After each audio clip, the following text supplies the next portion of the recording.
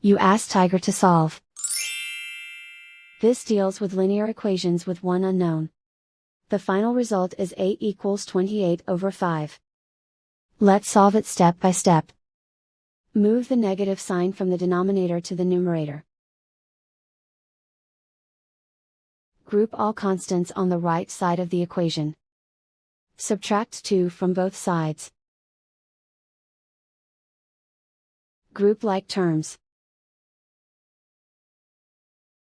Simplify the arithmetic. Convert the integer into a fraction. Combine the fractions. Combine the numerators. Isolate the f. Multiply both sides by inverse fraction 4/-1. Group like terms. Multiply the coefficients.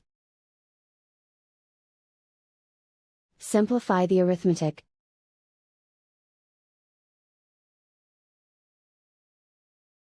Multiply the fractions.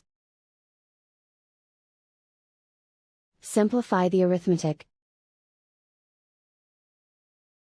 And so the final result is 8 equals 28/5.